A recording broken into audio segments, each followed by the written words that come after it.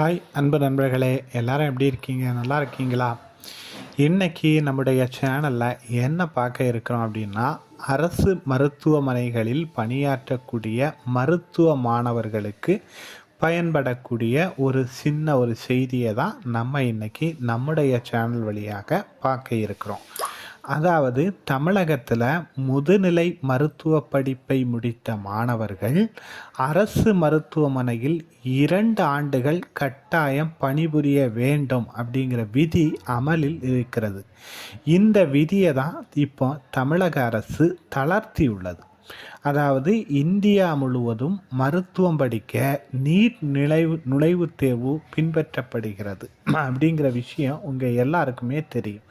அந்த வகையில் நீட் நுழைவுத் தேர்வு தேர்ச்சி பெற்ற முதுநிலை மருத்துவ படிப்பை முடித்த மாணவர்கள் அந்த படிப்பு முடித்த பின்பு அரசு மருத்துவமனைகளில் 2 ஆண்டுகள் கட்டாயம் பணியாற்ற வேண்டும். இதற்கு விருப்பம் இல்லாத மாணவர்கள் 40 லட்சம் கட்டணம் செலுத்த வேண்டும் என்ற விதி தான் இப்போ நடைமுறையில் இருக்குது. ஸோ இந்த விதியை தளர்த்த வேண்டும் என்று மருத்துவ மாணவர்கள் தொடர்ந்து கோரிக்கை வைத்தனர். இந்த நிலையில் முதுநிலை மருத்துவ படிப்பை முடித்த 2 ஆண்டுகள் அரசு மருத்துவமனையில் பணியாற்ற வேண்டும் என்பதை தமிழக அரசு 1 ஆண்டாக குறைத்து தற்போது அரசாணை வெளியிட்டுள்ளது. அப்படிங்கிறது தான் இந்த மருத்துவ மாணவர்களுக்கு நாம் சொல்லக்கூடிய முக்கியமான அப்டேட்டு. அரசு மருத்துவமனையில் பணியாற்ற வேண்டிய மாணவர்களுக்கு செலுத்த வேண்டிய 40 லட்சம் ரூபாயும், அதாவது பணியாற்ற விருப்பம் இல்லாத மாணவர்கள் 40 லட்சம் ரூபாய் செலுத்தணும் அப்படிங்கிறதும் விதியிலிருந்து.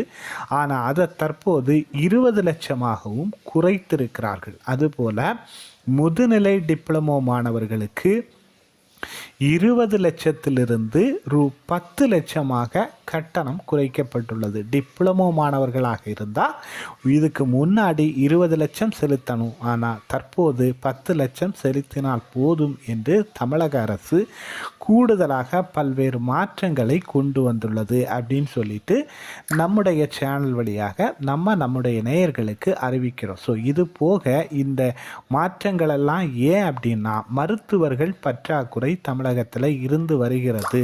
மருத்துவத்துறையில் நோயாளிகளுடைய எண்ணிக்கை பெருகி வருகிறது. ஸோ அந்த வகையில் புதிதான மருத்துவர்களை உருவாக்க வேண்டும் என்ற நல்ல எண்ணத்தின் அடிப்படையில் தான் இந்த மாற்றங்கள் கொண்டு வரப்பட்டுள்ளது அப்படின்னு சொல்லிட்டு சில விவரம் தெரிந்த அதிகாரிகள் நமக்கு தகவல் சொல்கிறாங்க. ஸோ எனிவே ஒரு சிறந்த மருத்துவரை உருவாக்கணும் அப்படின்னா பல்வேறு கட்ட பணிகளை தாண்டி தான் உருவாக்கப்படுகிறார்கள். ஸோ இந்த மாற்றங்கள், இந்த கொண்டு வரப்பட்ட இந்த குறிப்பிட்ட மாற்றங்கள் மருத்துவத்துறையில் என்னென்ன மாற்றங்களை ஏற்படுத்தும், என்னென்ன விளைவுகளை ஏற்படுத்தும் அப்படிங்கிறது உங்களுக்கு தெரிஞ்சால் நீங்கள் கமெண்ட் பாக்ஸில் கமெண்ட் பண்ணுங்கள்.